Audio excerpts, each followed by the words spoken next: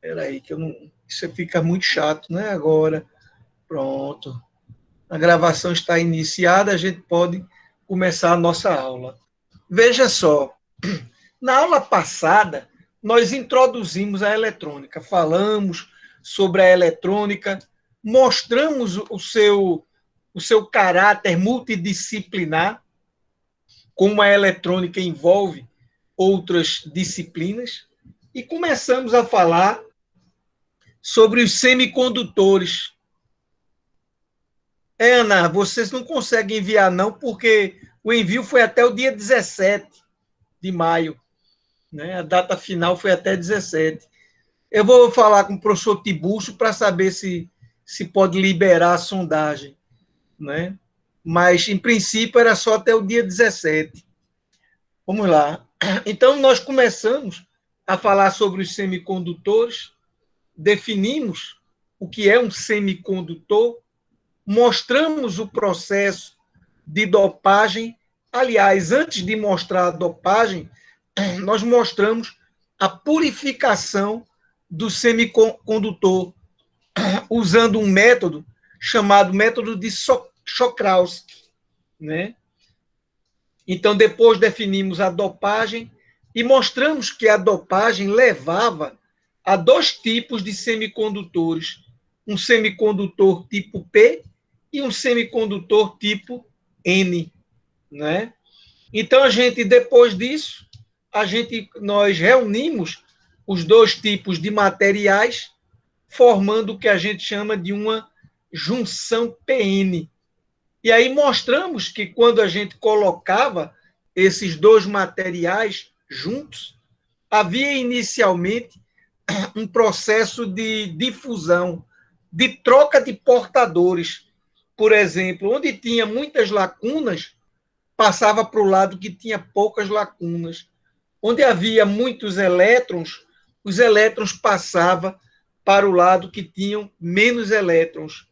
Mas aí a gente mostrou que durante o processo de difusão, havia a formação de uma região chamada como zona de depressão. E é uma região que ela vai estar livre de portadores. Ou seja, o cara que tinha, por exemplo, 5 elétrons, que não era interessante, ele perdia esse elétron, né? Então ficava com um elétron a menos. Portanto, ele tornava-se um cátion. Por outro lado, o camarada que só tinha 3 ganhava um elétron. E aí ele tornava-se um ânion, né? E isso formava um campo elétrico ali, no meio da junção, né? Dava origem a um campo elétrico que não iria mais permitir a troca de portadores, né? E aí a gente ia começar, nós chegamos a comentar um pouco sobre a largura da zona de depressão, mas não mostramos direito como é que essa zona de depressão cresce ou diminui. Isso a gente vai mostrar hoje. E a introdução do diodo retificador, né? Nós só mostramos, mas a aula havia acabado o tempo, eu fui obrigado a parar porque vocês têm outra aula logo em seguida, né? Então lá vou eu. Isso aqui tudinho, ó. Falamos sobre os sinais, sobre os instrumentos, as ferramentas, protoboard, semicondutores. Conversamos sobre o germânio, sobre o silício. Olha a purificação de Czochralski, né? Falamos sobre a dopagem. Aí mostramos os semicondutores tipo N e tipo P, né? Finalmente colocamos a junção e aí a gente mostrou que no lado N fica uma barreira, fica um conjunto de cátions, de cargas positivas, e do lado P fica um conjunto de cargas negativas, formando um campo elétrico aqui que iria se opor à passagem, né, dos portadores, né? por exemplo, a gente sabe que esse campo está apontado da carga positiva para a carga negativa. E a gente sabe que um elétron nunca caminha no mesmo sentido do campo. Olha o elétron aqui embaixo. A força que atua sobre ele, né, o afasta desse campo, né, vai no sentido contrário. Então, aqui no lado N, onde tem muitos elétrons, os elétrons não vão querer passar para o outro lado. Da mesma forma, as cargas positivas, como você está vendo na figura aqui embaixo, a força que atua sobre elas manda que elas se movimentem no mesmo sentido do campo. Então, não vai ter movimento nem de carga, nem de lacunas para o lado N, nem de elétrons para o lado P. Está formada a barreira de potencial, né? Isso a gente mostrou na aula passada. Eu comentei na época que eu só conseguiria passar, por exemplo, elétrons do lado N para o lado P se eu colocasse um potencial elétrico externo. E esse potencial elétrico externo tinha que superar essa barreira de potencial, né? Então, se eu botar aqui, por exemplo, um potencial negativo, aí esses elétrons aqui vão se sentir repelidos. Se esse potencial é forte o suficiente, eles vão passar para o lado P. Da mesma forma, eu coloco um potencial positivo no lado P, fazendo com que essas cargas positivas sejam repelidas para o lado N, né? A gente mostrou isso. Se eu colocar o contrário, colocar uma carga, um potencial positivo aqui e um potencial negativo aqui, eu estou como está essa tensão aqui, ó, positivo do lado esquerdo, negativo do lado direito. Portanto, eu estou reforçando, né, a barreira de potencial. E aí não vai ter passagem de portador de jeito nenhum, né? A gente não usou o termo, mas a gente pode dizer para vocês que no primeiro caso, em que eu facilito a passagem de portadores, ou seja, quando existe corrente, a gente vai chamar isso de polarização direta. E quando eu impeço a passagem de portadores, a gente vai chamar isso de polarização reversa. Então, polarização direta é quando o lado N recebe um potencial negativo e o lado P recebe um potencial positivo. Essa é a direta. Polarização reversa é quando o lado N recebe um potencial positivo e o lado P um potencial negativo. Ok? Que foi mais ou menos isso que eu tentei mostrar aqui nessa figura. Só que eu deveria ter mostrado que aqui eu coloquei um potencial aqui que favorecia ao alargamento dessa região, dessa camada de depressão, zona de depressão ou barreira de potencial. São três termos para designar absolutamente a mesma coisa. Até agora, tudo em paz em relação ao que eu estou falando?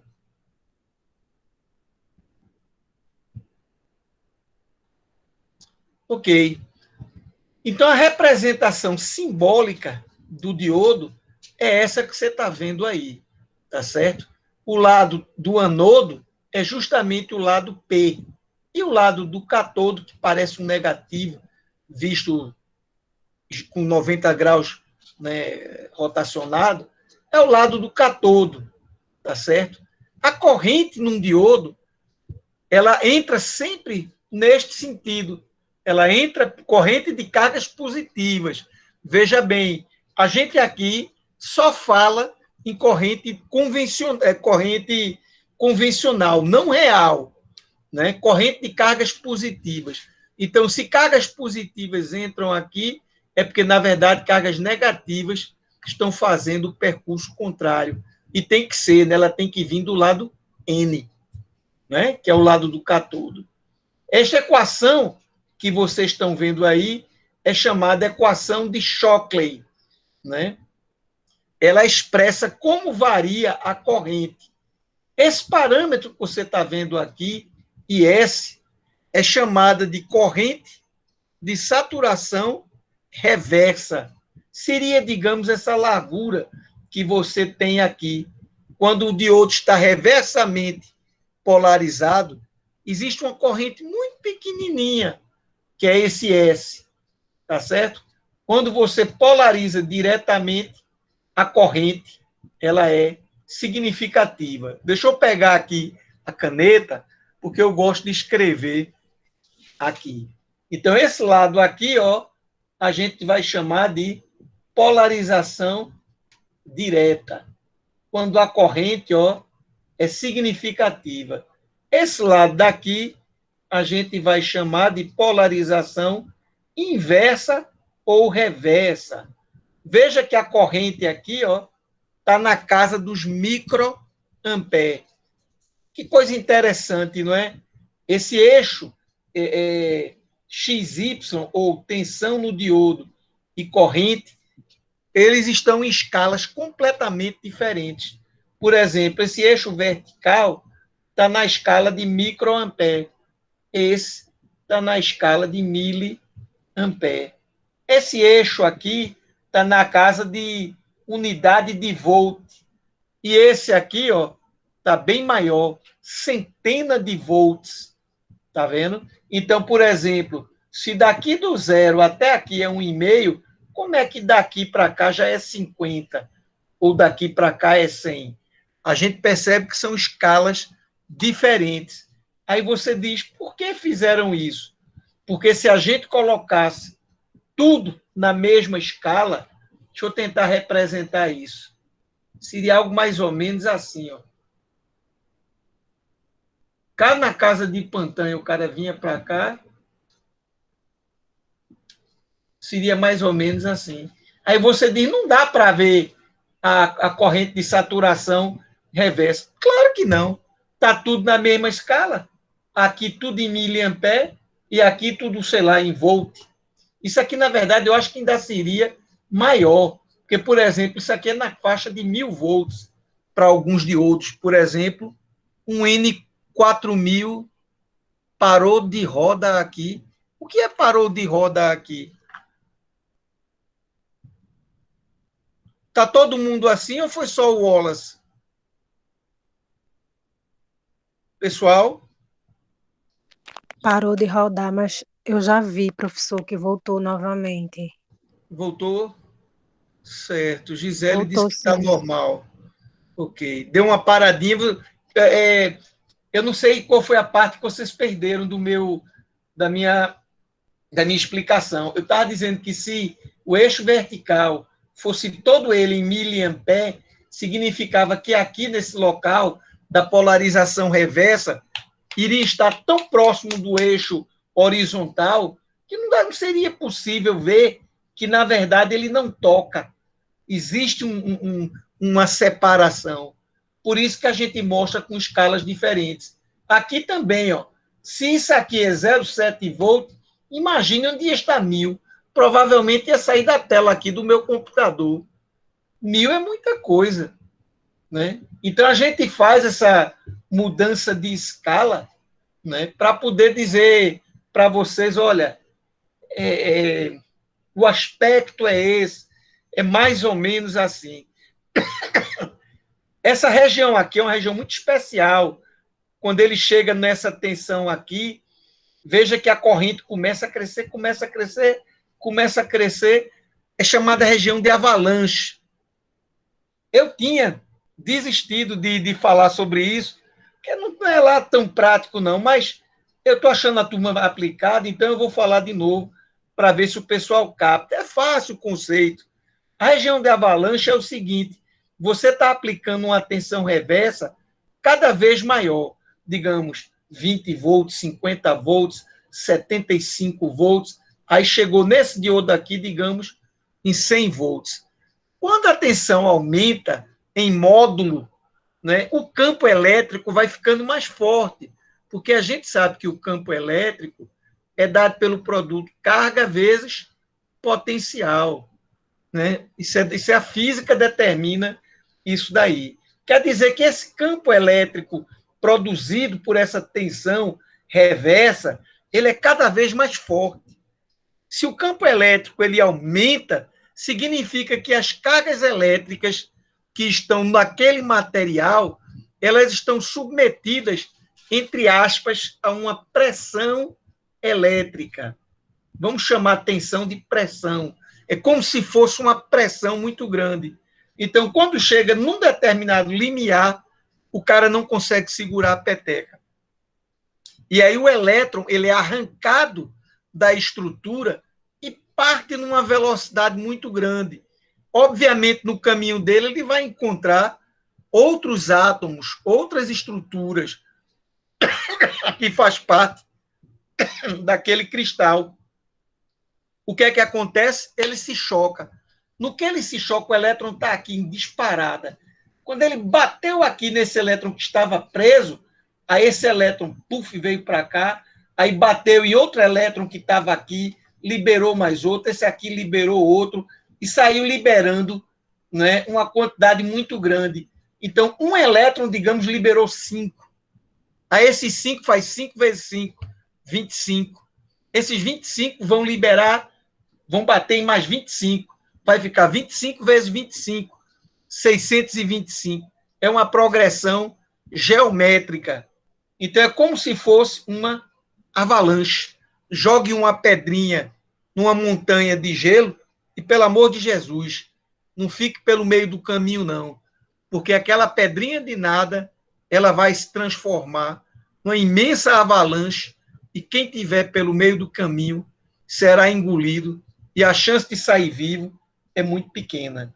Então, no processo de avalanche, o seu componente aqui, o diodo, ele vai, digamos assim, entrar em curto. Você vai ferrar, vai sair levando quem encontrar pela frente. Dá para entender esse conceito? Sim, professor. É tranquilo, né? Então vamos adiante. Então alguém pode dizer, professor, eu não sei para que serve um diodo. Eu digo é o seguinte, tu tem aqui um circuito eletrônico delicado, caro, um circuito eletrônico que você precisa colocar o polo positivo aqui da fonte e o polo negativo nesse outro lado. Aí alguém chega, vai e coloca ao contrário. Coloca o negativo aqui e o positivo aqui. Ora, isso de repente pode queimar o teu circuito. Para você evitar que aconteça algum problema com o teu circuito, por exemplo, eu coloco um diodo. Ele só vai funcionar quando eu colocar o positivo aqui. Olha que interessante. O positivo no anodo. Por que o positivo no anodo? Porque a tensão no diodo não se mede assim, né? Se mede desse jeito. É assim, ó, o diodo, a corrente é desse jeito e a tensão é aqui. Quando é que essa tensão VD vai ser positiva? Ela vai ser positiva quando a tensão nesse lado for maior do que a tensão no outro lado, tá certo? Então, obviamente, se você pega a maior tensão positiva que você tem, que é a tensão da fonte, e coloca aqui no seu anodo, esse seu diodo vai conduzir. Claro que você vai perder um pouquinho, a tensão que vai vir aqui na entrada, vamos chamar de VI, vai ser um pouquinho menor do que a tensão que você tinha aqui na entrada. Vai ser um pouquinho menor? Vai. Mas, quando você diz que um determinado dispositivo precisa de uma fonte de 12, se você colocar 11 volts, é provável que ele funcione, talvez 10,5, né? Tem uma faixa de tensão que você pode colocar no dispositivo que ele funciona. Então, essa proteção aqui, que você coloca aqui, ela é muito boa. Ela deve ser utilizada. Esse é o exemplo mais bobo que existe de utilização de um diodo, né? A gente viu agora há pouco que o diodo ele tem uma região chamada região de condução, em que ele se comporta como uma chave fechada, ou seja, existe uma corrente, e uma região em que ele se comporta como uma chave aberta. A corrente é tão pequena que você pode dizer que ID aqui é desprezível, é aproximadamente zero. Então, quer dizer que eu posso imaginar um diodo como uma chave? Deve. Não apenas pode, mas como deve. Ele é uma chave. E isso vai dar para a gente uma ideia do que eu posso fazer com esse diodo. A gente vai aprender, eu não sei se ainda na aula de hoje, mas a gente vai aprender que, graças a essa característica do diodo, eu posso converter sinais alternados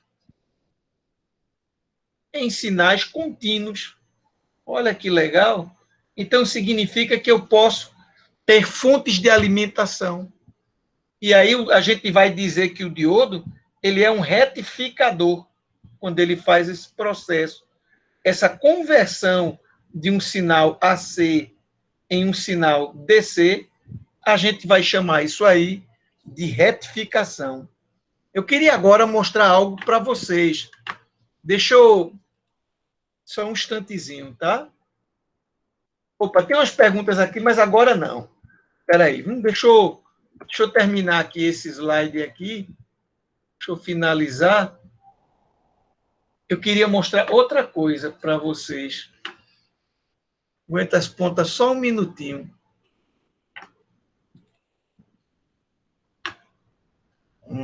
Para cá. Pronto. Vocês estão vendo aí agora a tela, a minha apresentação, né? Estão vendo aí? Isso aí é meu celular. Legal. Né? Muito bem. Deixa eu desbloquear ele. Lá vou eu. Massa. Esse aí é o SS. É de graça. Você pega lá na internet. Eu ia falar para o senhor explicar como usar isso aí, porque eu estou apanhando. Pois é. O professor Zílcio, ele tem, inclusive, um treinamento. Eu posso copiar o treinamento dele e jogar na nossa sala, ou eu posso fazer o meu. Tanto faz. Mas também a gente pode conversar de boa, como vocês dizem atualmente, né? Vê só. Aqui está o meu circuito. Ó. Essa fonte aqui que você está vendo, eu peguei ela aqui embaixo. Aqui embaixo você vai ver, ó. Tem fonte DC, tem fonte alternada, tem pulso, tem diversos tipos de fonte que você pode usar.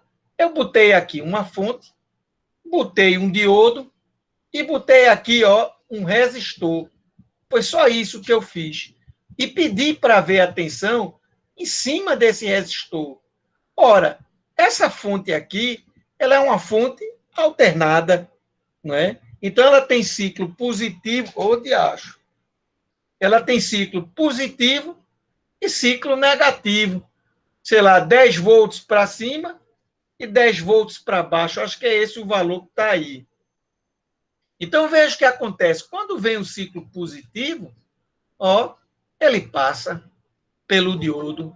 Mas quando vem o ciclo negativo, ele barra. E assim por diante. Então, que coisa legal. Eu estou vendo que esse circuito aqui, extremamente simples, converteu um sinal alternado em um sinal contínuo. Aí você diz, e isso aqui é um sinal contínuo? É um sinal DC chamado de pulsante. Ele não é um sinal constante, né? Mas ele é um sinal DC. Então, o que é um sinal DC? Eu não sei mais o que é um sinal DC. Um sinal é dito DC quando o movimento dos portadores é sempre no mesmo sentido. Um sinal é dito alternado quando os elétrons caminham num sentido e no sentido contrário. Ô, diacho, eu tenho que ver como é que regula esse tempo no meu celular, que ele fica o tempo todo apagando minha tela. Então, veja, está aqui bem simples. Aí eu vou fazer uma brincadeira. Eu vou aqui colocar agora um capacitor. Eu vou pegar aqui um capacitor e vou ligar aqui. E vou dar um play. Roda aí, meu filho.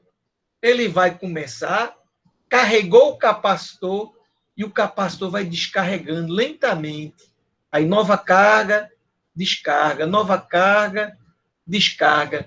Isso é um sinal mais próximo de um sinal constante. Aí você diz, eita, professor, agora está uma variação imensa. Esse programa tem esse defeito. Ele muda, né, a escala para poder lhe mostrar. Veja que aqui está indo de 7 e pouco a 9 e pouco. Ou seja, isso é um pulso aproximado de cerca de 2 volts. Né? Se você fosse olhar aqui no osciloscópio, dependendo dos valores que você botar, isso seria tão pequenininho, né, que realmente não daria para você perceber. Né? Então, a gente vai aprender ainda sobre isso.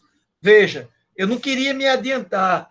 A única novidade que eu estou tentando mostrar para vocês é que existe um software que é gratuito, que eu não preciso fazer pirataria, que é o chamado ECS, que é esse software aqui. Deixa eu ver se tem aqui um About and Help.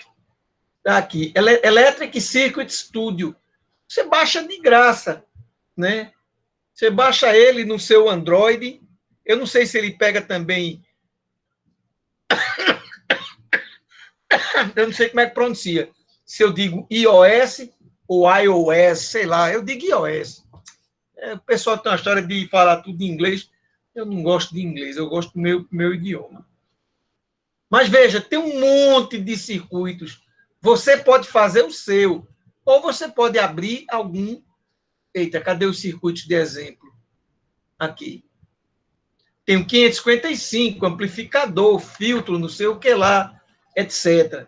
Você pode abrir o circuito que ele desenhou. Eu tinha feito um monte há algum tempo. Não devia estar. Não, tá, porque o meu software ainda não é comprado. Aí não é comprado, ele bota essas porcarias. O software de fazer o espelhamento aqui no computador, esse eu comprei. Né? Então, veja, aqui é um circuito integrado, não interessa nada disso. Isso aqui a gente vai aprender nessa disciplina, a usar um 555. Lá no final da disciplina, né? A gente vai gerar esse tipo de sinal. Ok? Então, eu só dei essa paradinha só para mostrar. Como é o nome da colega que disse que queria aprender a usar o software, o ECS? É Rosilene, né? Isso. Eu fico difícil de ver o nome, mas como eu sou sabidinho também, eu botei para ver os nomes das pessoas. Aí eu vi teu nome aqui. Isso? Tá bom, Rose. Deixa eu partir, então, para continuar o assunto, mas de antemão já estou mostrando que, ao invés de utilizar um Proteus, que é um software que eu adoro, mas que custa, sei lá, 6 mil euros, eu não tenho 6 mil euros para pagar. Eu teria que botar um software pirata. Isso aí complica pra caramba a minha vida, traz vírus para dentro do meu computador, é uma desgraça. Né? Mas vamos lá, vamos prosseguir o conteúdo. Eu vou sair do programa. Ele tem uma versão, esse software que faz espelhamento, que você pode usar, que ela não é paga, mas também só lhe deixa ver 10 minutos de espelhamento. Se você precisa mais, tem que ficar mandando reconecte. A cada 10 minutos, ele corta a tua conexão e você tem que reconectar. Isso eu acho terrivelmente chato. Então, essa versão paga desse software de espelhamento, eu, infelizmente, tive que pagar R$308 para tê-la. Né? Isso é um pouquinho pesado, mas como eu vou usar muito aqui nas aulas, termina compensando. Vamos lá, vamos então para a nossa segunda aula. Né? Veja, eu não vou entrar agora nas aplicações. As aplicações um pouquinho depois, tá vendo? Inicialmente, eu queria falar para vocês que existem outros tipos de diodo. Um deles, a gente vai chamar de diodo emissor de luz, ou LED, que é muito conhecido da gente. Aí você diz, por que o senhor está falando agora em LED? Não deixou para a próxima aula, que é quando a gente estuda diodos especiais. Não, porque é tão pouquinho que eu botei aqui, e eu queria chamar a atenção de uma coisa que eu percebo que os alunos erram muito. Os alunos pensam que um diodo emissor de luz, um LED, tem tensão de diodo, ou seja, 0,7 volt. E isso não é verdade. A tensão entre os terminais de um LED depende da cor, como você está vendo aqui nessa tabela. E não é um valor constante. Por exemplo, amarelo é entre 1,8 e 2. Pode ser 1,85, 9, não pode ser 2,1 nem 2,2, né? Para essa corrente aqui de 20 miliamperes, não. Só vai até 2. Onde é que você pega esses valores? Nas folhas de especificação dos diodos. Os fabricantes, eles mostram isso aí. Um diodo interessante é o de cor branca, o LED de cor branca. Você podia achar que negócio besta, não é besta, não. O desenvolvimento desse diodo, desse LED, rendeu ao seu criador um prêmio Nobel de física. Somente. As pessoas faziam LED amarelo, laranja, verde, azul, mas não conseguia fazer branco, porque o branco é a soma de todas as cores, né? Então, foi preciso um estudo um pouco mais aprofundado na física dos semicondutores para o cara conseguir desenvolver um diodo que naturalmente emitisse uma luz nessa faixa aí, na cor branca, né? Digamos assim, é banda larga. Vocês são da área de telecomunicações, não é isso? Não sabe muito bem o que é banda larga. Envolve várias frequências. Cada cor é uma frequência. Então, veja, você tem branco, você tem azul, verde, vermelho, amarelo, isso na faixa visível. Mas você tem também diodos emissores de luz na faixa não visível, infravermelho, ultravioleta, aqueles controles remotos que a gente usa para ligar e desligar a TV de casa, ali você tem normalmente um diodo na faixa do infravermelho, né? Aí você diz, e tem alguma maneira de eu saber se já que eu não vejo, tem alguma maneira de eu ver? Tem. Você acha que aqui, se alguém aqui já deu alguma manutenção, deve saber. Você pega o seu celular e aponta a câmera de seu celular para o controle remoto. Quando você apertar lá o botão, você vai ver a luz do diodo que não é visível para você. Mas para a câmera, que tem uma resposta em frequência diferente da resposta do nosso olho, a gente consegue ver que acendeu uma luz. É muito legal isso, porque algumas pessoas não sabiam como verificar. Diziam, é o infravermelho que deve ter queimado. Deixa eu ver se queimou mesmo, né? Então, a maneira como ele é feito é essa que está aí. Ele tem, obviamente, 2 terminais, cátodo e anodo, conforme o diodo comum. E tem um terminal que ele tem uma espécie de um chanfro. Ele vem redondinho, aí nesse canto aqui ele é plano. O terminal que está ao lado desse chanfro é o terminal do cátodo. E isso é extremamente importante na hora que você vai montar o seu circuito, né? Aí você diz, que besteira, professor. Eu boto de um jeito, se não funcionar, coloco invertido. Ótimo, concordo contigo. Mas para quem é perfeccionista, o cara já olha por aqui e vê, né, se a pessoa está botando na posição certa ou trocada, né? Ele tem, obviamente, aqui uma lente, né, que é uma lente de epóxi, que tem a finalidade de colimar o feixe, né, de fazer o feixe concentrar e jogar num ponto, né? Está aqui a ligação dele, isso aqui é a estrutura interna dele. Para a gente, isso é pouco importante. Então, de uma maneira geral, outro detalhe, eles são construídos de modo que é preciso ter uma grande recombinação de elétron e lacuna. Conclusão, não serve silício nem germânio. Não serve, não.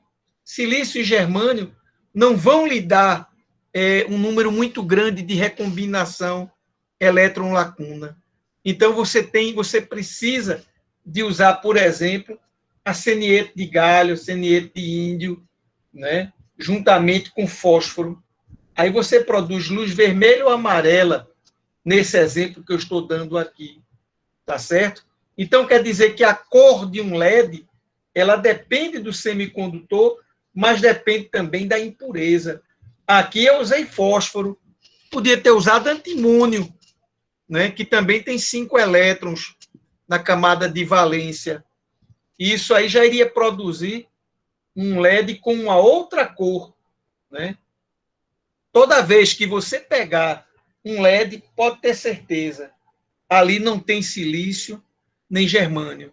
É um composto semicondutor.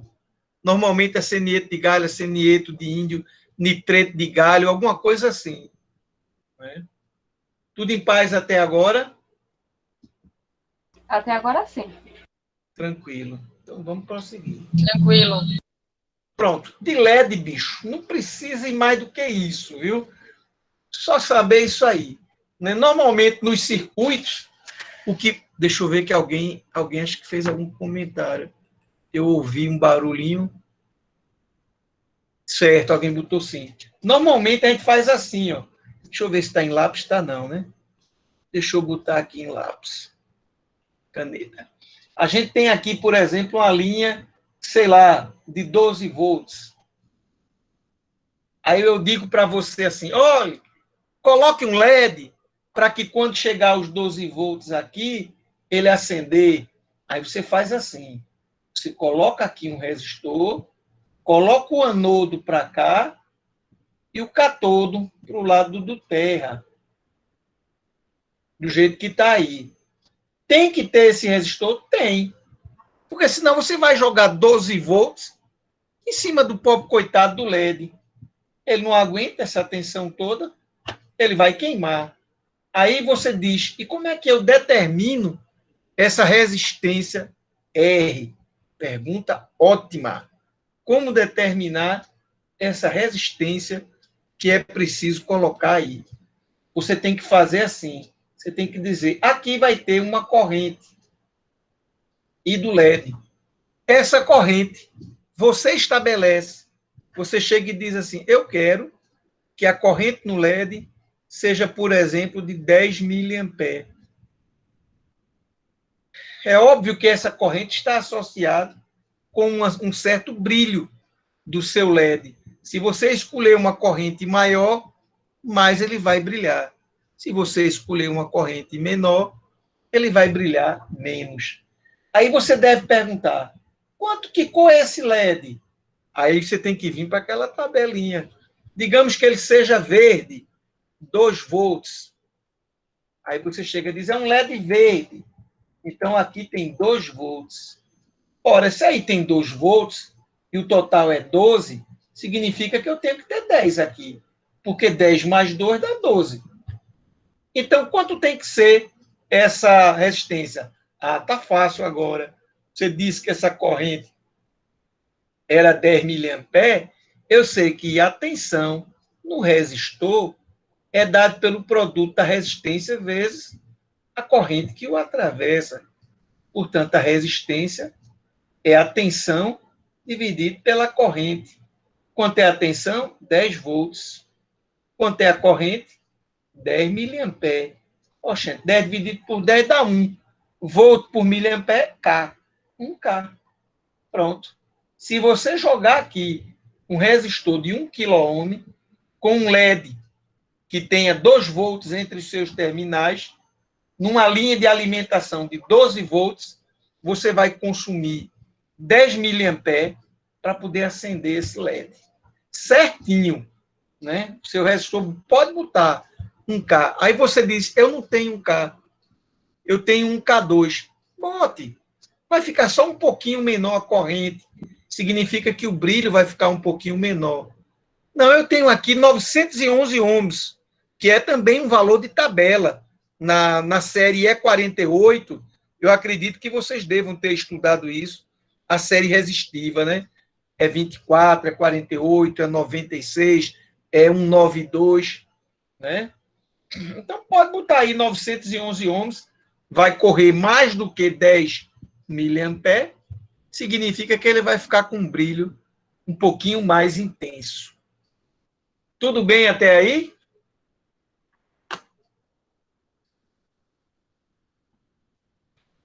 Sim, professor. Até agora sim. Tranquilo, né? Muito bem. Então, agora a gente vai fazer o que eu gosto mais, que é justamente analisar o diodo dentro de um circuito que, digamos assim, tem uma certa serventia para a gente.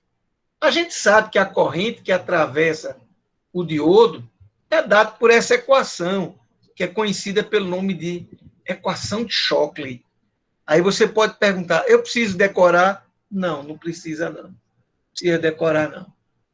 Essa é a expressão da equação de Shockley. Mas, por outro lado, se você olhar direitinho, essa curva que eu estou mostrando aqui é como se comporta o diodo. Mas existe uma reta que é determinada pela bateria e por esse resistor. Quer ver? Quero, professor. Eu não estou conseguindo ver essa reta. Tá bom. Vamos dizer o seguinte, vamos usar aqui a lei das tensões de Kirchhoff. A lei das tensões de Kirchhoff diz o seguinte, toda vez que eu percorro uma malha, a soma das tensões ao longo de uma malha fechada deve dar zero. Quem concordar, eu boto sinal positivo. E quem discordar, eu ponho sinal negativo. Ora, eu sei que a corrente vai fazer isso. Então, nesse resistor, a corrente é assim. Eu sei que do jeito que está aí, eu tenho aqui uma fonte de tensão de 0,7 volts, que é dada desse jeito. Tá certo? Então, eu meço assim, a tensão no diodo. A gente já tinha comentado aqui. Tá certo? Então, deixa eu ver. Essa tensão V, que é V da fonte, é positiva. Quando eu passar pelo diodo, ela é negativa. Então, eu vou botar menos a tensão no diodo. Quando eu passar pelo resistor, eu estou descendo e está subindo. Então, é negativo, menos VR. E isso deve ser igual a zero. Tá certo? Mas, peraí, VR é R vezes I. E o I que está passando aqui é a corrente do diodo. Então, eu vou fazer V menos VD, passa esse cara para lá. É R vezes ID. De onde eu chego à conclusão que ID é dado por essa expressão. V dividido por R menos VD dividido por R. E aqui desaparece. Ele passou para o lado de lá, dividindo, que é o que está sendo dado aqui. Tá certo? Então, peraí. Eu estou dizendo que eu tenho duas equações para exprimir a corrente. Uma é a equação de Shockley, que também mexe com ID e com VD. E tem outra equação que diz que, olha, eu tenho uma corrente aqui que também é função da tensão. Então, significa que eu tenho duas equações completamente diferentes tratando da mesma coisa. A matemática me diz que quando eu tenho um sistema de equações, a solução é a intersecção. Né? E você diz assim, isso é uma reta, professor? Claro que é. Chame ID de Y, chame menos 1 sobre R de M, chame VD de X e chame V sobre R de B. Significa que aqui é Y é MX mais B. Isso é a equação de uma reta. É essa reta aqui. Conhecido como reta de carga. Rapaz, que negócio legal. Então, quer dizer que a fonte e o resistor determinam uma reta de carga. E a física dos semicondutores do diodo determina essa curva. E a intersecção desses caras é o ponto onde o diodo, de fato, está operando. Essa aqui será a tensão e essa aqui será a corrente. Legal. Tudo em paz até aí?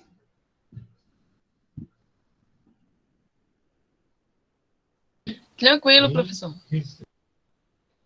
Todo mundo está tranquilo?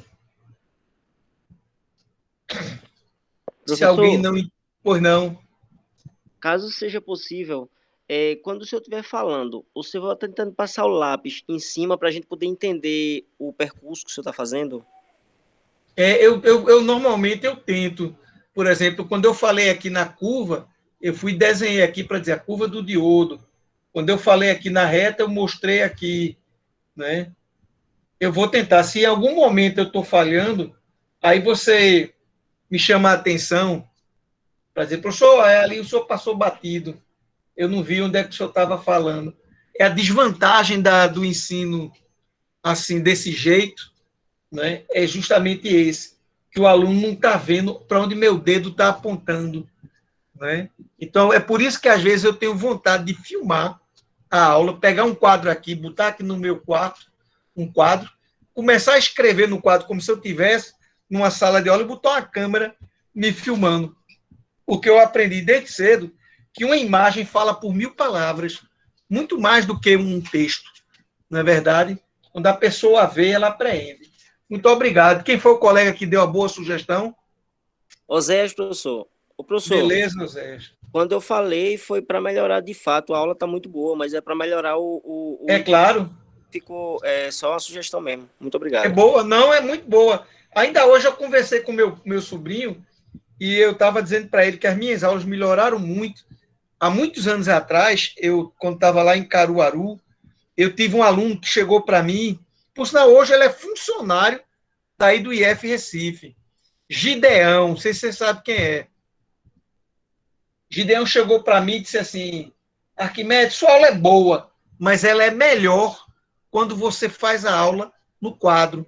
Quando você traz slide, sua aula cai um pouco, não é tão boa, né?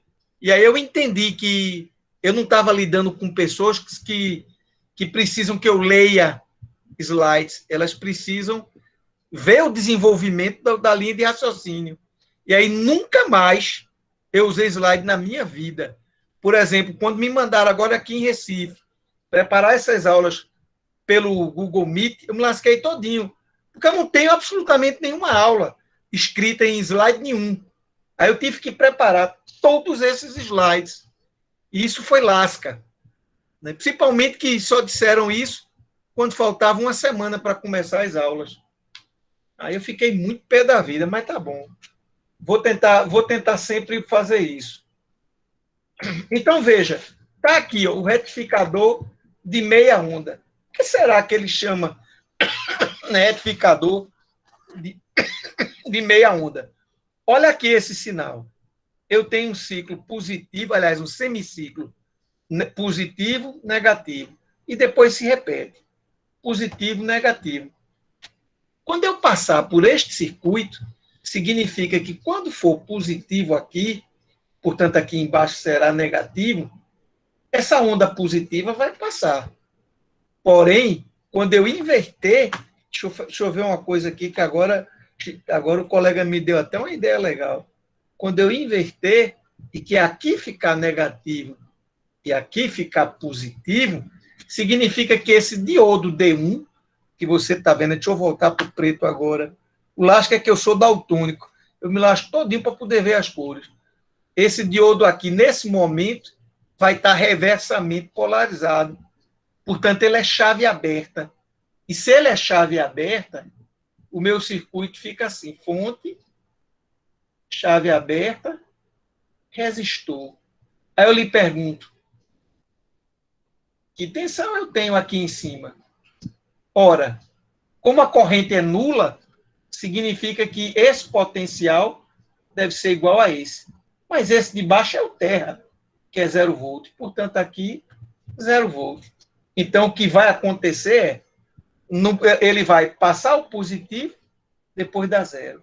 Passar o positivo, e dá 0, e assim por diante. Eu estou mostrando nessa figura aqui como é que a gente faz a montagem em protoboard. Aqui é o terminal positivo, que corresponde a esse aqui.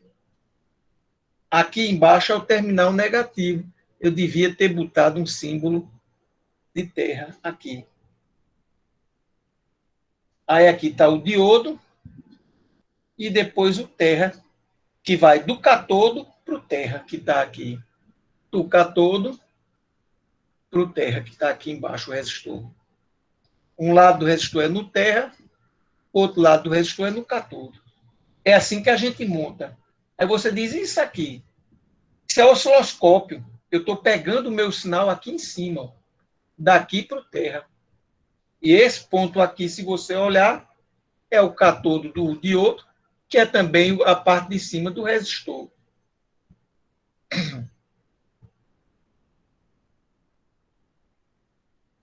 Perfeito. Então, quando eu olho para a tela do osciloscópio, o que eu vejo é isso.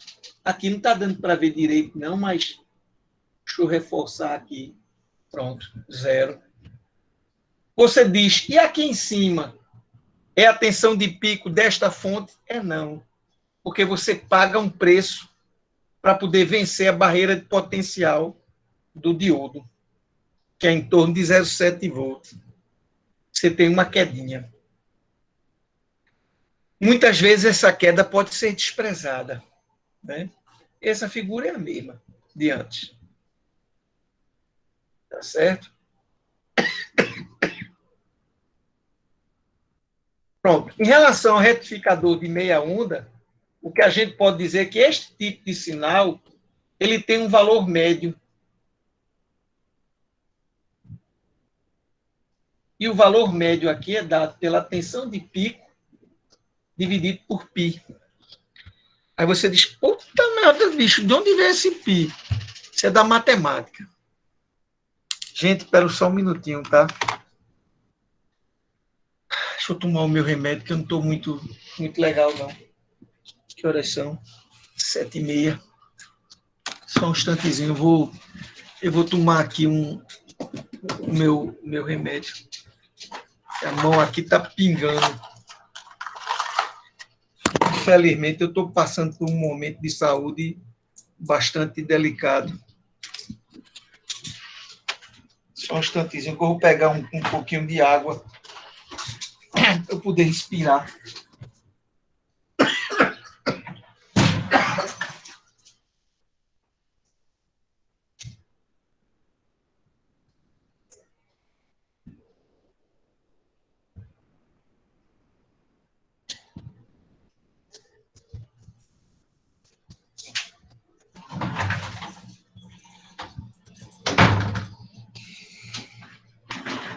Estou de volta.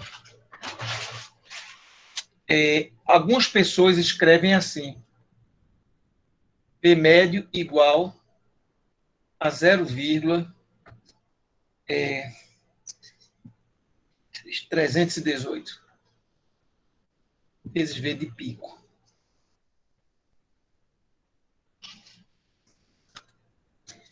Vem daqui, ó.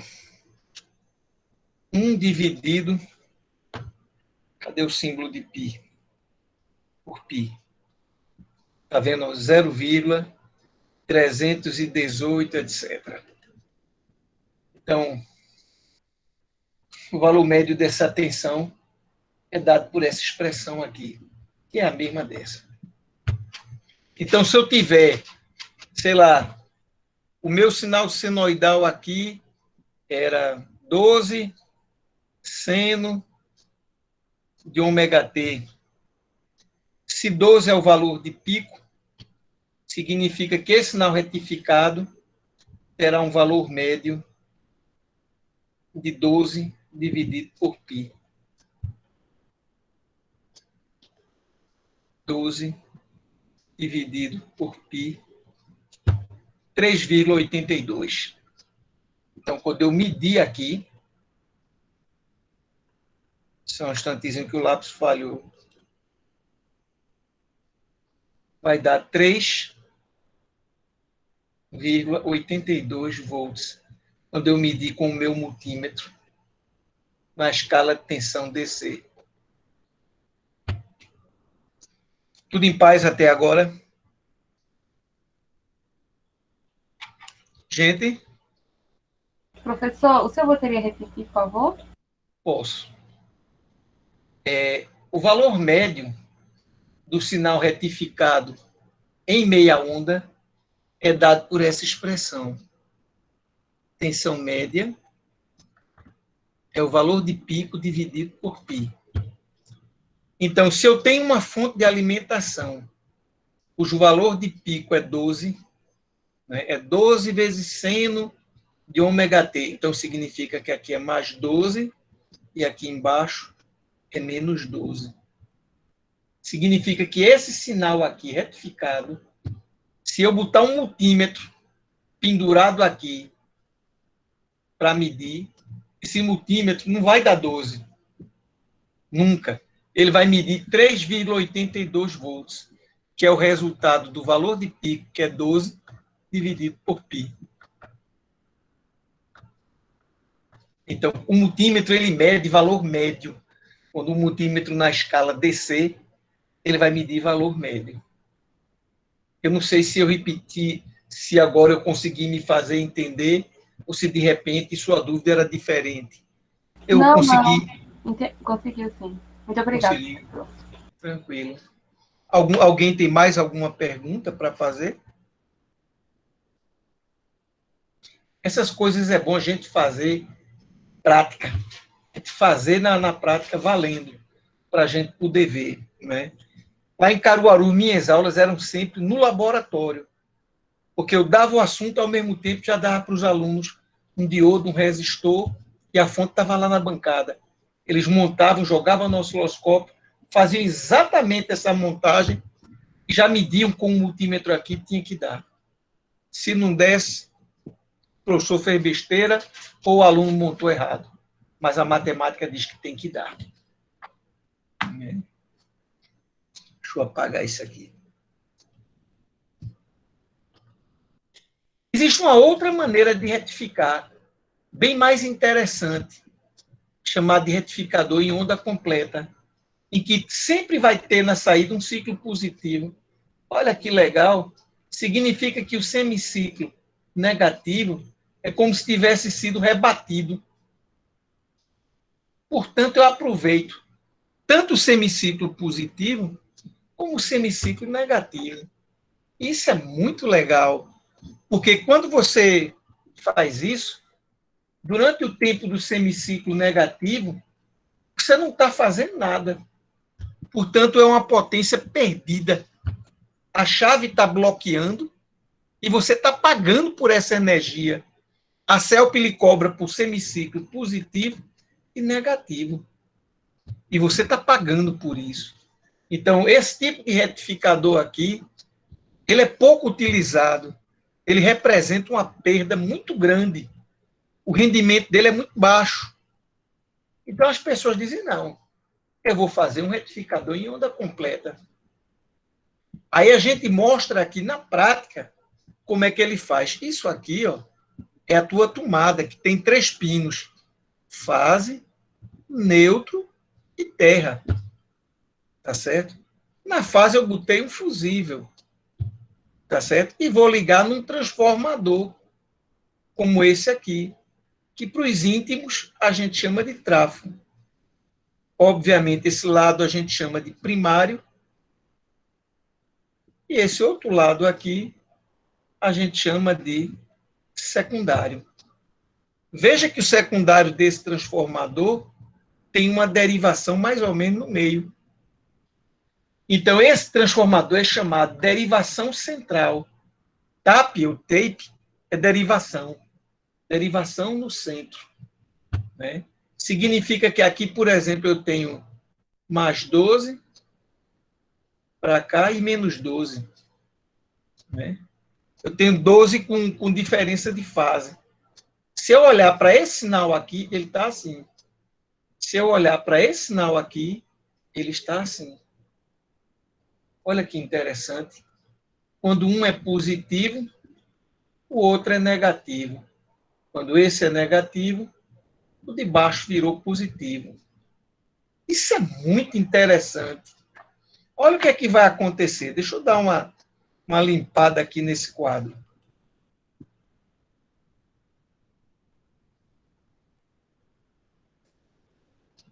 Deixa eu limpar isso aqui.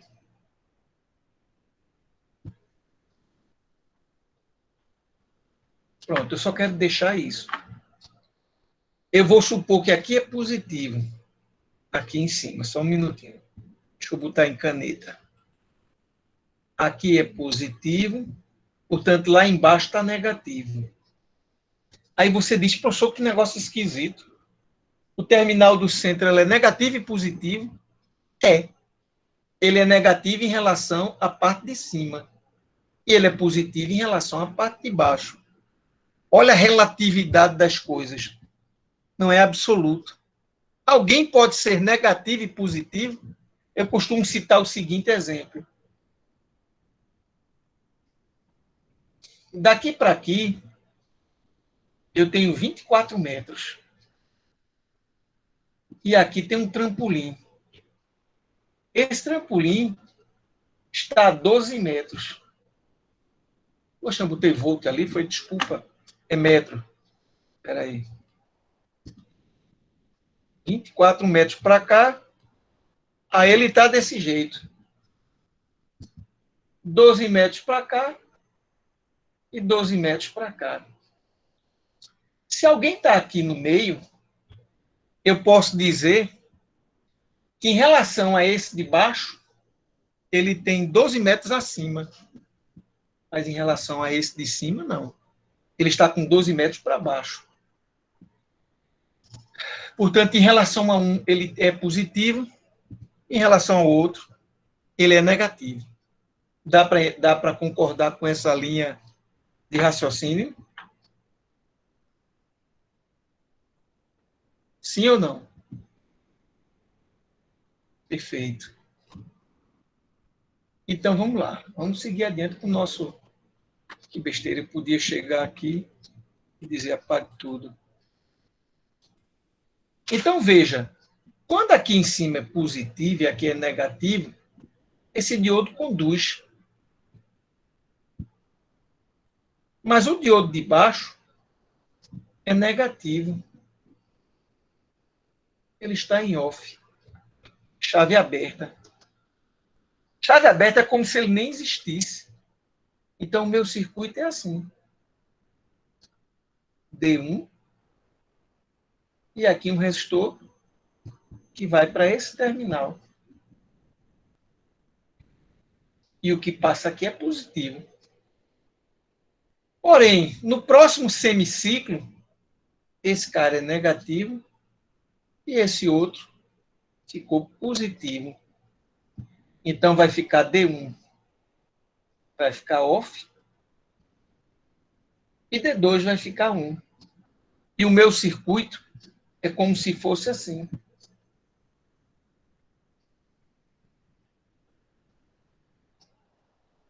Tá certo? E eu estou medindo a tensão aqui. Como aqui é positivo, novamente positivo. Então, eu só tenho semiciclos positivos.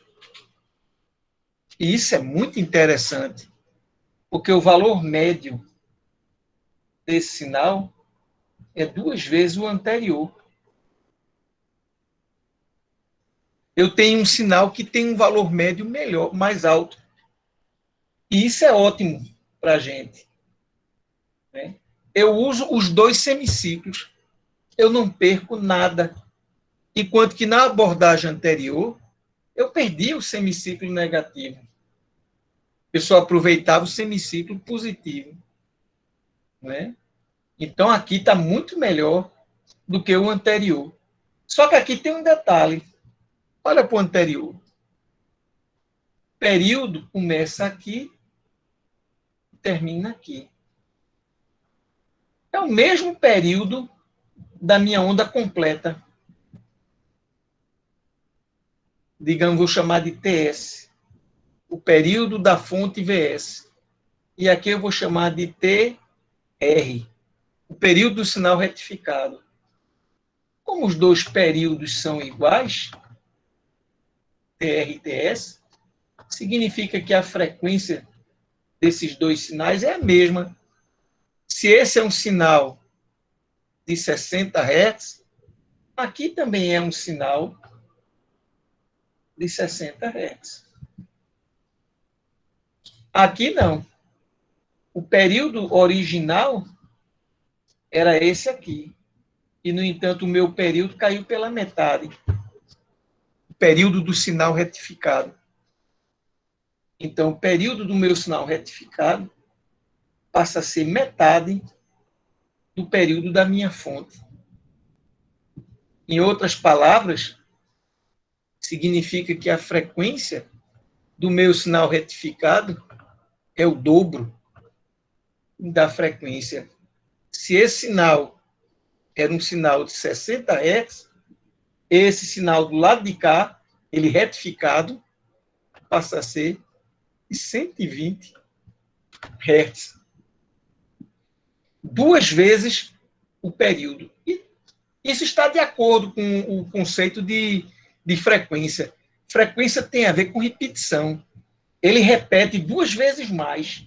Por exemplo, eu vim até aqui, passei o primeiro semiciclo. Aqui já estou no segundo, enquanto que no sinal original, agora que eu estou fazendo a minha primeira contagem. Aí aqui faz terceiro, quarto. Opa, entrei no segundo agora. Um é o dobro do outro, tá? Em termos de frequência. Período e frequência trabalham ao contrário. A gente sabe que o produto T vezes F deve ser igual a 1.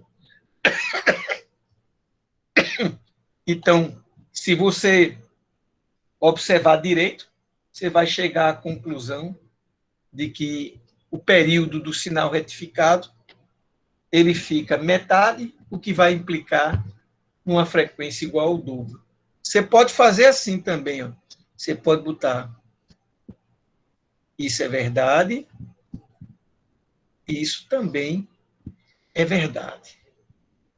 Aí você pode usar o fato de que TR é metade de TS e jogar lá em cima, aqui nessa equação, vai ficar metade de TS vezes FR é igual a 1. Você quer saber quem é FR? Isso aqui vai implicar que FR será 2 sobre TS. Ué, isso é 2 vezes 1 sobre TS. 2 vezes FS. Ah, que legal. Olha, a frequência do sinal retificado passou a ser o dobro da frequência do sinal da fonte. Deu para acompanhar a linha de raciocínio?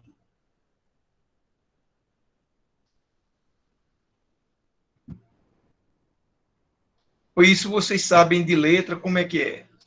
Já sabiam só olhando para o sinal.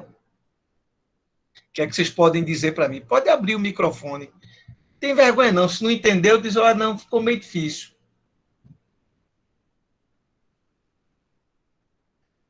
Todo mundo conseguiu acompanhar?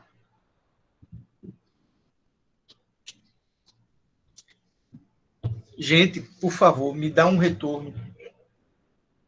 Eu sim. Os demais conseguiram também?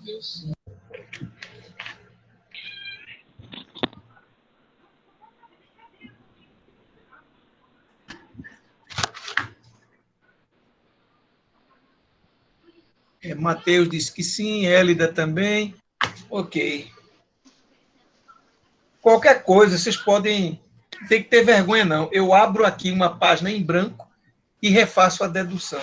Eu paro a apresentação, jogo um slide vazio, em branco, para poder ter mais espaço para a gente poder deduzir. Acho que todo mundo está ok, né? Então, vamos adiante. Existe uma outra maneira. Opa, quem quer falar? Vem cá, Dunia. Estou vendo que eu tenho um aluno novinho. Vamos lá. Existe um outro retificador chamado em ponte, onde o meu transformador... Tem alguém que esqueceu o microfone aberto. Vou desativar o microfone de Wallace, que tem uma criança falando.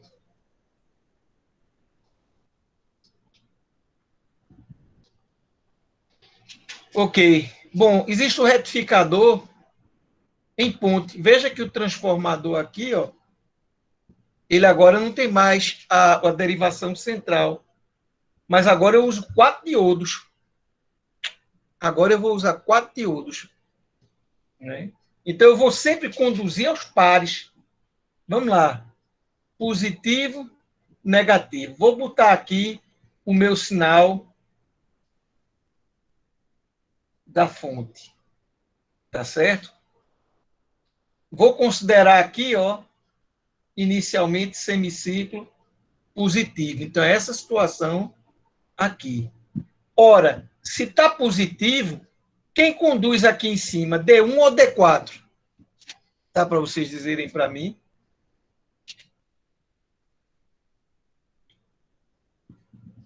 Estou no aguardo, viu?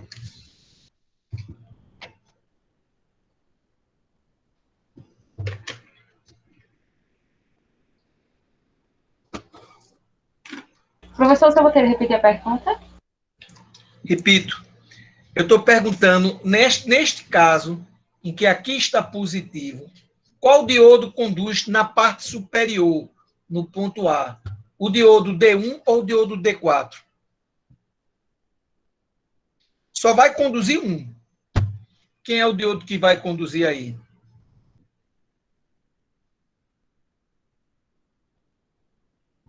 Eu vou Seria chutar D1? o D4. Não, não chute não. Por que você falou que acha que é D4? Diga para mim. Porque está mais perto do resistor da saída? Não, é Não. pelo lado. Porque tem um positivo no anodo. Isso. Aqui, ó. Perfeito. Então, D4 conduz. E D1 off. Que é o que você está vendo aqui, ó. D4 conduziu. Mas se está positivo ali, tem negativo aqui. Quem conduz embaixo, D2 ou D3? O T3? Claro, porque o negativo no anodo não conduz. Então, quem conduziu foi o D4 e o D3, tá certo? Passou o negativo por aqui, tá certo? E depois você passou. Veja que isso aqui, ó, provavelmente o desenho aqui não está coincidindo com esse negócio aqui. Então, isso aqui, esses códigos aqui, ó, eles não estão certos, não. Tá bom? No semiciclo positivo, conduziu D4 e D3. Tá certo? Então, eu vou botar aqui, ó, D4 e D3 conduziram. D1 e D2 ficaram de fora. Aí chegou o semiciclo negativo. Negativo aqui, positivo embaixo.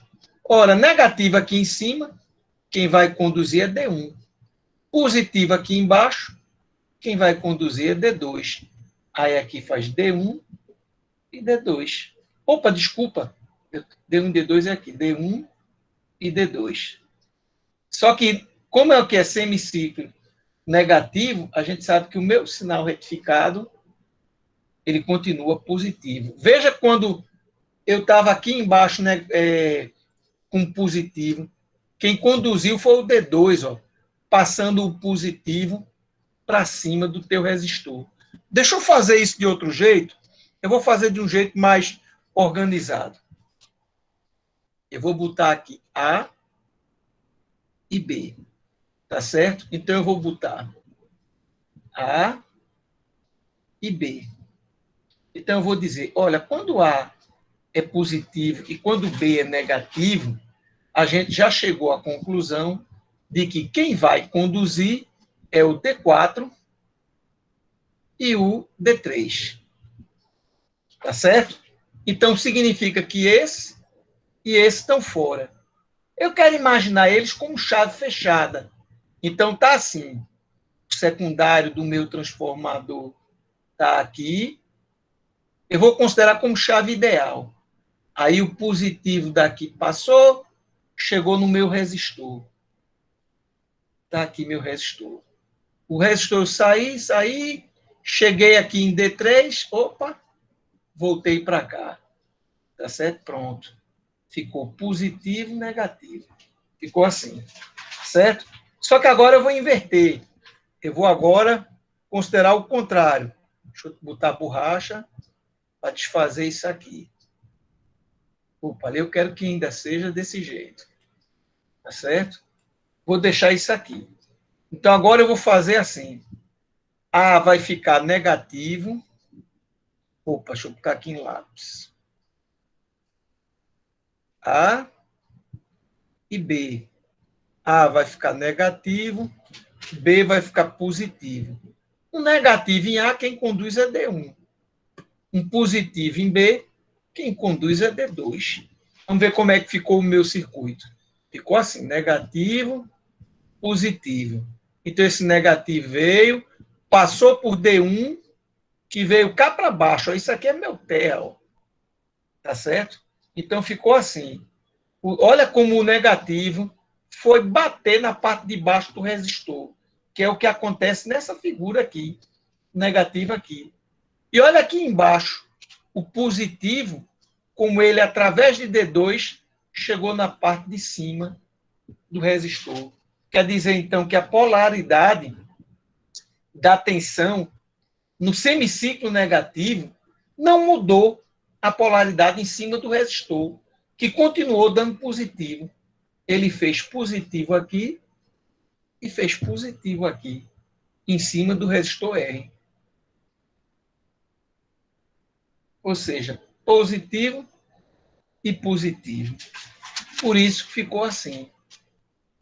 Sempre positivo. A única coisa errada aqui é isso aqui, que de onde eu tirei, a designação dos diodos era outra. Tudo em paz agora?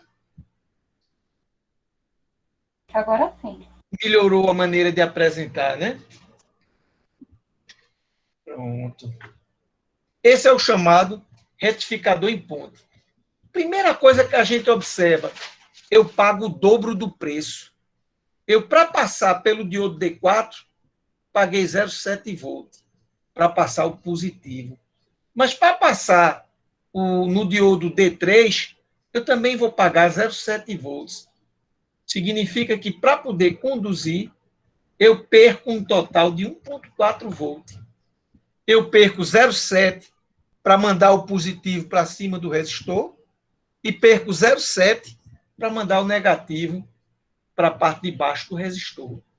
Enquanto que na abordagem anterior, ou conduz um ou o outro, eu só pago 0,7 volts. Vou chamar isso aqui de dinheiro. Eu pago 0,7 volts. Aqui não. Aqui eu pago 0,7 para o lado positivo e 0,7 para o lado negativo. Então, esse tipo de abordagem significa que eu perco um pouco mais na tensão. Né? Eu vou ter um pouco mais. Mas, por outro lado, eu tenho uma tensão média, que é o dobro. A tensão média aqui vai ficar 2 vezes Vp dividido por π. Ou seja, 0,636 vezes Vp. Aqui. Tá certo? Então, eu passo a ter uma tensão média maior. E isso é bom para mim. Eu tenho uma tensão média maior, é ótimo. É tudo que eu mais quero. Eu não quero, por exemplo, naquele caso, a minha tensão era de 12 volts, dava 2,83, se eu não me engano. Vamos ver agora aqui, a tensão média vai ficar 2 vezes 12 dividido por π.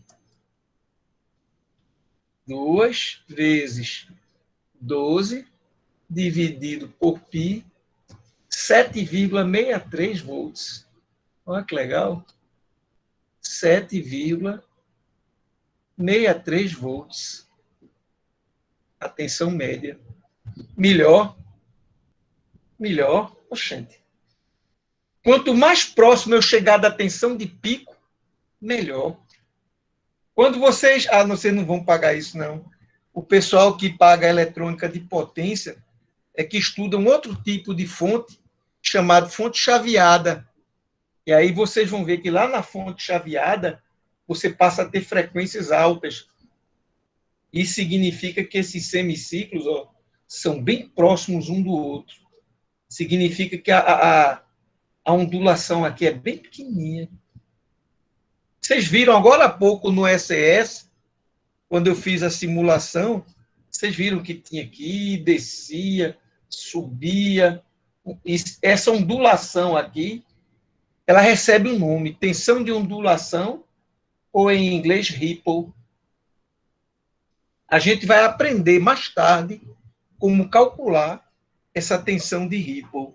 E ela é importante, importantíssima. Ela é importantíssima. Eu quero que ela seja a menor possível. Tensões de ondulação alta significa ruim. Significa que minha tensão DC está variando muito. Só um minutinho.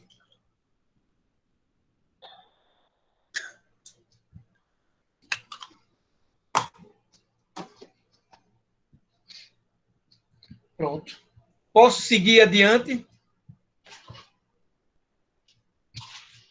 Vamos fazer algumas perguntas. Em cada um dos circuitos retificadores, qual é o valor da máxima tensão reversa no diodo? Né? Então, você tem que olhar lá no retificador, por exemplo, de meia onda. Você vai descobrir que é a tensão do secundário. Quer ver? Vamos olhar lá. Era esse aqui. Vamos supor que aqui é negativo e aqui é positivo. Se acontece isso, você concorda que o diodo funciona como uma chave aberta? Sim ou não? Não é verdade? Se isso é o terra é 0 volt. Se a chave aberta, 0 volt está aqui. E aqui a tensão de pico, que é negativa, ela vai estar aqui. Ah, que interessante. Então, quer dizer que a tensão reversa em cima desse diodo, que é uma tensão negativa, porque o lado de cá está negativo, e o lado de cá está no zero. Zero, para mim, eu chamo de positivo. Em relação a um número que é negativo, o zero eu posso chamar de positivo. Então, significa que no retificador de meia onda, toda a tensão negativa que eu tenho aqui no secundário vai estar em cima do meu diodo. É isso que eu estou dizendo aqui. A tensão no diodo de pico reverso é a tensão de pico do secundário. No retificador em onda completa, com derivação central, você vai descobrir que ela é dada por essa expressão, que alguns livros aproximam como sendo menos 2 V de pico. Porque esse 0,7 é pequenininho. Digamos que aqui fosse V de pico 12. O que é menos 24 diante de 0,7? 0,7 não é nada. E já na onda completa, você vai chegar à conclusão de que isso aqui é 1,4 volt.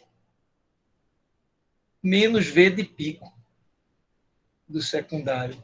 Então, significa que, nesse center tape, eu só uso 2 diodos, mas, em compensação, o diodo tem que suportar uma tensão reversa maior. Aqui, eu boto 4 diodos, mas, em compensação, a minha tensão reversa nele é apenas menos V de pico. Alguém poderia dizer assim, professor, mas analisando direito, se você perceber direitinho, olha para cá, no center tape.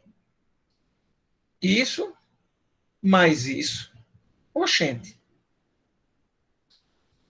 Essas duas tensões somando, vou chamar de V1 e V2, dá V do secundário. Tá certo? Enquanto que aqui, o V do secundário é só isso. né? Então, você tem que analisar os valores relativos, porque termina dizendo, é verdade, mas 2 VP é VP para o retificador em onda completa, né? Aí o que é que vai fazer a diferença? É isso aqui, tá certo?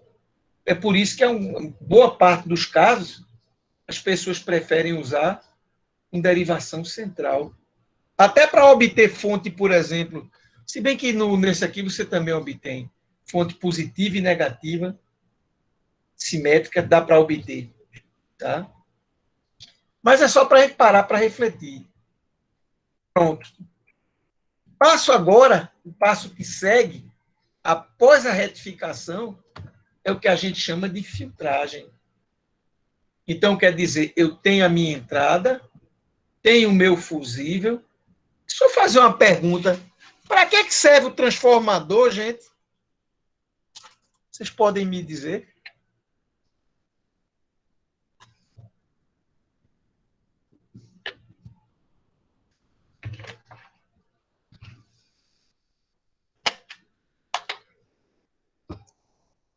Ninguém sabe por que é que eu boto um transformador aqui?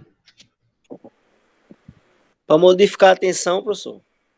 Vamos dizer para abaixar, né? Ao invés de trabalhar com 220 volts, eu trabalho com 12 volts. Né? 220 volts eu não meto minha mão, não. Mas em 12 volts aqui eu posso colocar, o risco é menor, eu trabalho com a tensão menorzinha. Né? Então é só para baixar essa tensão. E para que eu quero baixar? Poxa, se eu quero uma fonte de 12 volts, se eu tivesse botado diretamente 220, 220 é eficaz, de pico dá 311. Poxa, mas eu quero 12. Então não é melhor usar um transformador, onde o enrolamento do secundário eu já faço de tal modo que ele dê meus 12 volts? Melhor, né? Mas em alguns momentos eu posso utilizar sem transformador? Pode sim.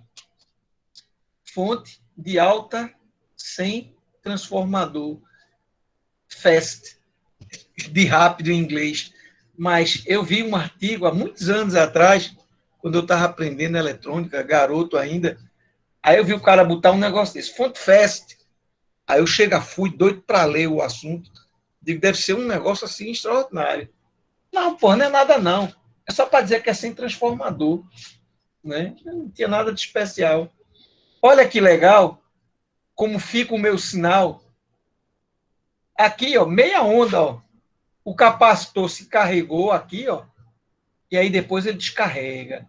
Aí quando chega o próximo ciclo positivo, ó, ele carrega e depois descarrega e continua seguindo. Então, essa tensão aqui, a gente já tinha comentado, é o Ripple. E a fórmula matemática para calcular o Ripple é essa aí. Quanto é essa frequência? É igual a frequência da rede. Se aqui for 60 Hz, aqui também é. Então, a tensão de Ripple é dada pela corrente, que é a carga puxar, dividido por 60 vezes o tamanho do capacitor. Se esse capacitor é grandão, o Ripple diminui. Eita, que negócio interessante, professor. Quer dizer que quanto maior o capacitor, eu estou vendo aqui que o Ripple é menor. É por isso que essas fontes usam capacitores de 2 capacitores, por exemplo, em paralelo, de 4.700 microfarad, aqueles capacitores bem parrudos, é verdade. Quanto maior a capacitância, menor a ondulação. Vamos fazer uma brincadeira? Bora! Vamos voltar para o meu simulador do SES e vamos dar uma olhadinha. Deixa eu fazer a mesma coisa que eu fiz agora há pouco. Cadê ele?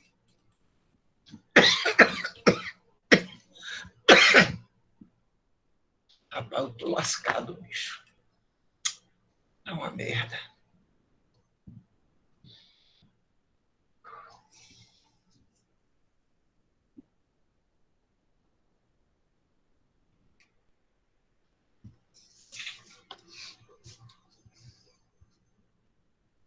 espelhar. Pronto. Pronto, está espelhado, né? Eu vou agora fazer o seguinte. Eu vou chamar aquele circuito que a gente já tinha feito aqui de brincadeira. Olha só. Eu botei... Ô, diacho. Eu botei um capacitor aqui de 10 mil. Eu vou botar menor. Eu vou botar aqui de... Eita. Diacho. Eu vou botar aqui um capacitor de 1000.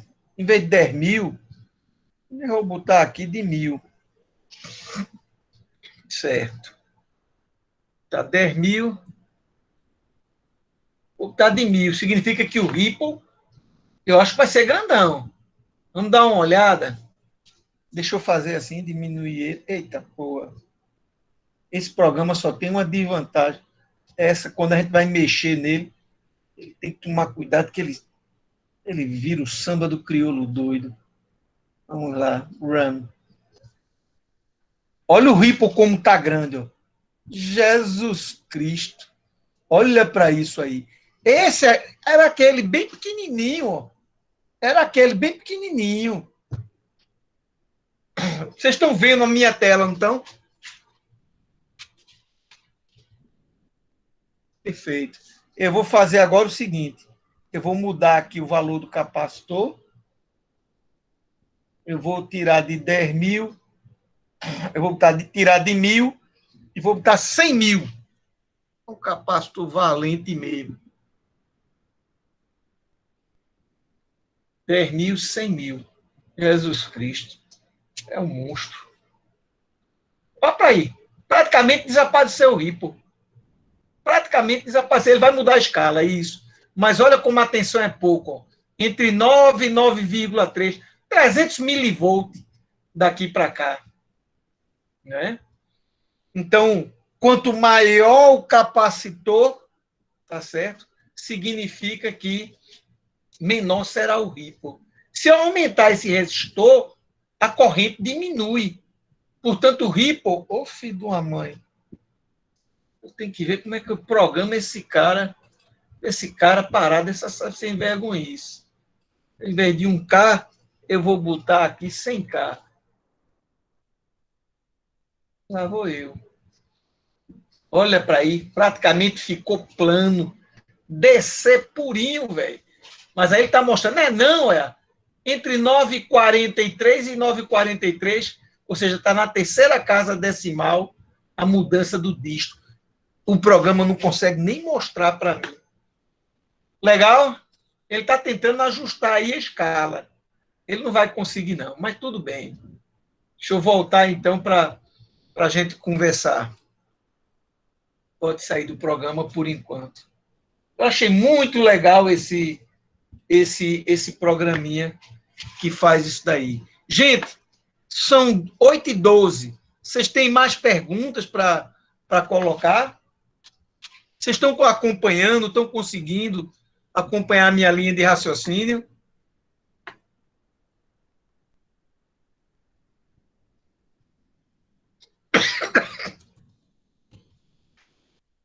Vocês demoram, eu tô, né? Tá, eu tô conseguindo acompanhar. Massa. E a aula tá boa? Excelente. Então, pronto. O importante... Excelente para mim significa que eu estou entendendo. Viu? É isso para mim que é excelente. A aula só é boa quando ela tem alguma serventia. Então, a tensão de Ripple, ela é dada por essa expressão. Tá vendo? Aqui a onda, ó, ciclo positivo. Eita, professor, agora eu entendi porque é melhor retificação em onda completa. Porque, olha, se fosse meia onda, esse cara ia descarregar até aqui, ó. Aí depois ia subir lá.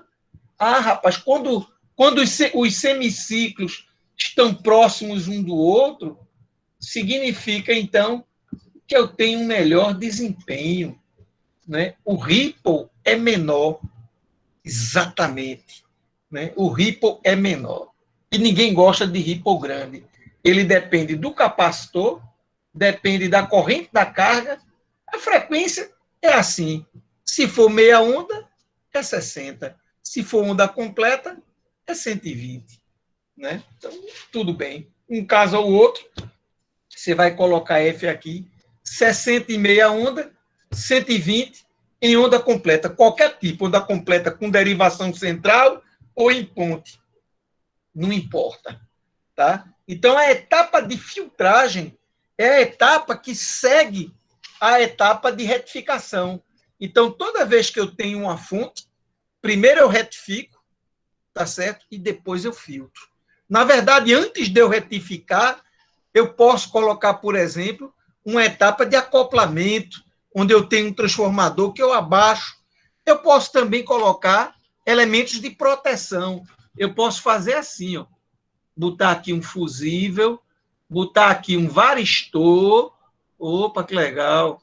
Vou botar aqui um varistor, que é um cara que a resistência depende da tensão. Aí aqui eu ponho o transformador e aqui vem um secundário. O que eu vou botar para cá, bom. Aí cada um escolhe.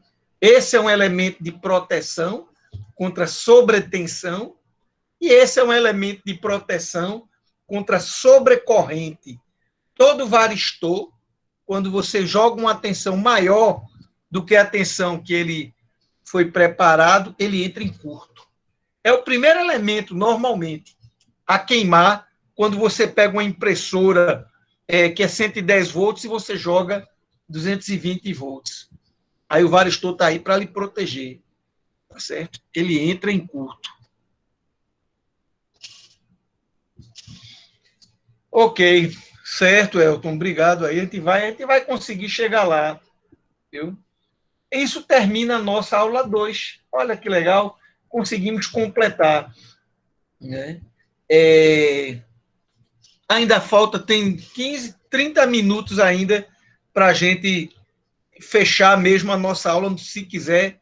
Olha, comigo não tem essa história de horário, não, viu? Para mim, a aula, o horário da aula é o horário que a gente cumpriu, o que a gente se compromete. Tá certo? Você fala, não, começa às 6h30, termina às 20h45. Não. Tem que terminar no máximo às 20h45. O importante para mim é o aprendizado. O resto, meu velho, o resto é besteira. Vocês estão indo lá no AVA olhar a sala de aula, dar uma olhada no material que está lá? Não deixe de ir, não. Tem um bocado de vídeo legal lá para vocês explorarem. E se tiver dúvida, tem gente que é meio vergonhosa e que não gosta de fazer pergunta na sala de aula, porque os colegas não ouvirem. Faça isso não. Né? Se ajuda para vocês, né? Eu também tive muita dificuldade da primeira vez, quando eu paguei eletrônica lá quando eu estudei eletrônica. Inclusive, aí na escola técnica eu fui reprovado. Né? Eu cheguei a ser reprovado em professor Henrique Figueroa, eletrônica 1. Né? Então, ser reprovado não quer dizer, não é um atestado de incompetência, não. Ser reprovado, muitas vezes, é uma condição que acontece com a gente, independente do nosso querer, mas que reflete, de certa maneira, que naquele momento a gente não estava conseguindo capturar tudo que era necessário. Problemas familiares, problemas emocionais, né? Identificação com o curso, e por aí vai. E escolhas, né? A gente, às vezes, faz certas escolhas na vida da gente que não priorizam, às vezes, o estudo ou aquela disciplina. Faz parte, bicho. Não tem importância, não. Eu não fico olhando quem chegou atrasado nem nada disso, não, viu? Fica tranquila. Para mim, o importante é que o aluno levante a mão e diga, tenho dúvida, dá para tirar, retira. Tá certo? Então, hoje aprendemos os retificadores, tanto de meia onda e onda completa, e aprendemos também um pouquinho sobre os diodos LED. Deixa eu ver qual é o assunto que a gente vai ver na aula que vem, que eu confesso que eu não sei de cor. Deixa eu olhar aqui. Não, não é aqui, não. Cadê minha aula? Aqui. Pronto. Vocês devem estar vendo aí minha página. Isso. Prolonga essa sessão. Expirou, tem problema não. Todo mundo um dia expira. Aula 1 já foi. Aula de hoje, diodo retificador.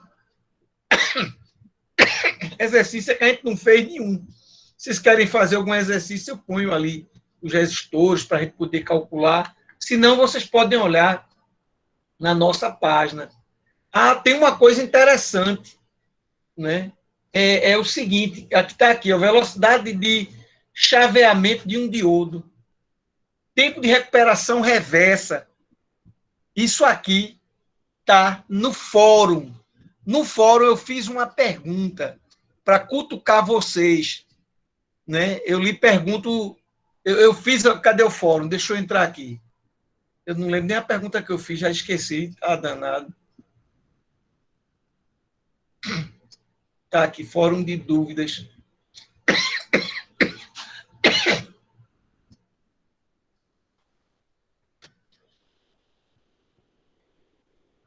Venha, meu filho. Pronto, tá aqui. Formação da barreira de potencial em um diodo. Eu disse o seguinte, quando os materiais tipo N e tipo P são unidos, junção, né? Existe uma migração de portadores majoritários de um lado para o outro. É normal. A vida é assim. Onde tem muito, passa para onde tem pouco. Onde tem pouco, onde tem muito de outro tipo, passa para o outro lado. É como se a natureza dissesse assim, olha, tudo tem que estar em equilíbrio. Tem muito aqui desse tipo e tem pouco no outro. Vamos fazer aqui uma troca para equilibrar. Ou seja, elétrons do lado N passam para o lado P, que é o lado que tem mais buraco. E lacunas ou buracos passam do lado P para o lado N, onde eles são considerados minoritários. Nesta troca de portadores, que a gente chama de difusão, lá na região da junção entre os materiais, vai ocorrer uma recombinação. Ou seja, elétrons do lado N vão ser capturados pelos átomos das impurezas aceitadoras. O que são impurezas aceitadoras? São impurezas que estão faltando um elétron. Por exemplo, o boro, né? Tem 3 elétrons, precisava de 4. Ficou faltando, por isso que fica um buraco. Então, esse elétron, quando passa por junto do boro, o boro diz, vem cá, neguinho, vem cá. Eu tenho 3 aqui, eu estou precisando exatamente de um 4 para poder completar. Então, eles são capturados pelos átomos de impurezas aceitadoras para completar os 8, porque aí o boro tem 4 e os silícios que estão em volta faz 5, 6, 7, 8, os 4 elétrons, em sua última camada. Aí tem uma regra chamada regra do octeto, que diz que quando você tem 8 elétrons na camada de valência, você adquire estabilidade. Mesma coisa acontece com as lacunas do lado P, que são capturadas pelos átomos das impurezas doadoras. Quem é que doa? É quem tem demais. É o fósforo, é o antimônio, que tem 5 elétrons na camada de valência. Então, eles perdem esse elétron extra. A lacuna é como se aniquilasse o elétron. E aí, quando ela perde esse elétron, ela fica exatamente com 8 elétrons na camada de valência. Ela tinha 5, ficou com 4, e os outros 4 elétrons vêm do silício. Isso dá origem a íons negativos no lado P e íons positivos no lado N. Né? Aí eu pergunto, primeira pergunta, por que isso impede que mais portadores deixem de passar de um lado para o outro? Em outras palavras, por que surge? Por que eu digo que não passa? Tem realmente uma barreira. Né? Essa primeira resposta ela é fácil. A segunda ela é mais profunda. Ela esconde algo que a gente normalmente não fala. Então, eu dei uma cutucada para ver se vocês percebiam. Eu disse assim, se a corrente direta no diodo é o resultado da aplicação de um potencial externo que supere a barreira de potencial, quando a gente deixa de aplicar essa tensão externa, o que é que vai ocorrer? Essa é uma pergunta extremamente profunda e essa pergunta ela tem tudo a ver com a velocidade de chaveamento do seu diodo. Alguém se arriscaria a responder qualquer uma dessas perguntas?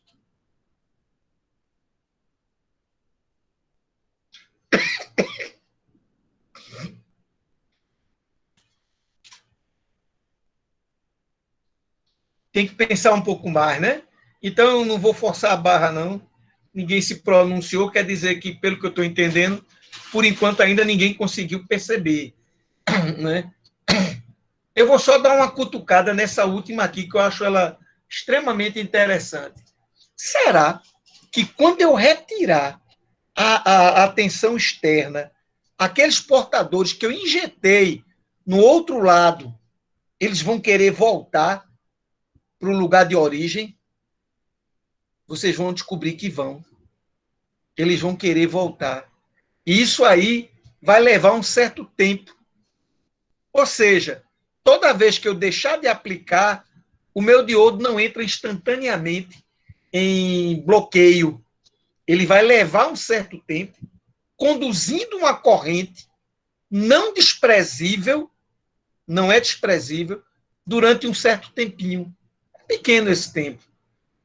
E esse tempo chama-se tempo de recuperação reversa. É extremamente interessante isso. Depois vocês param para pensar bem direitinho.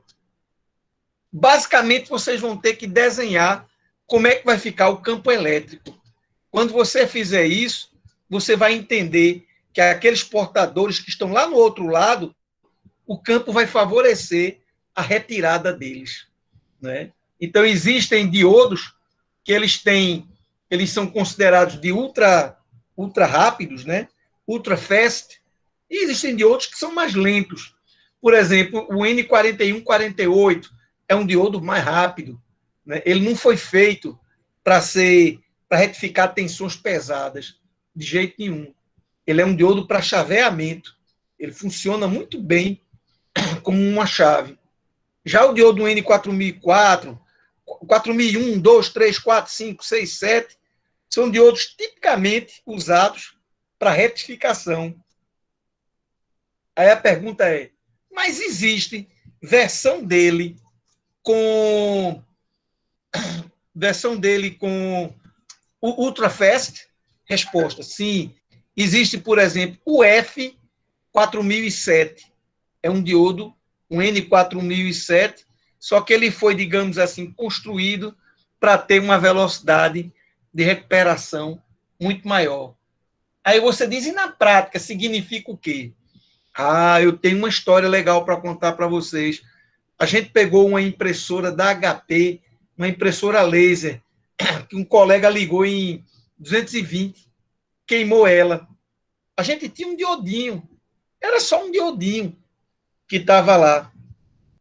E a gente tentou botar um outro diodo e não funcionou. A impressora realmente não respondeu como deveria. Resultado, a gente foi analisar o diodo original e o diodo que a gente estava botando. Medimos a velocidade dele. Na prática, fizemos um circuito e verificamos o tempo de recuperação reversa. Era um absurdo a diferença de um para o outro. Era um absurdo. Aí a gente entendeu como era importante isso aí. E como, às vezes, um diodo passa despercebido por nós, essa característica de velocidade. Bem, gente, são 8h30. Eu acho que vocês devem estar cansados de me ouvir. Vão ter uma aula daqui a pouco. É o tempo de ir no banheiro, tomar um copo d'água, né, relaxar a cabeça para poder assistir outra aula, né? Eu sei que, apesar da gente estar em casa, você assistir a aula de 6h30 até 10 horas da noite, cá entre nós, é pesado. É pesado. Até mesmo a presencial, de 6h30 até as 10, meu velho, é pesado. Eu sei porque eu fui aluno do subsequente e eu assisti a aula, dormia com sua praga durante a aula. Cansado, né? Tá bom, um grande abraço para vocês. Eu vou encerrar aqui a gravação, né? Tomara que o nosso professor esteja presente na próxima aula. Ele está com problema de saúde aí, mas vai dar tudo certo. Okay? Até a próxima. Um grande abraço para vocês. Como dizia Jô Soares, um cheiro do gordo. Tchau. Boa noite para vocês.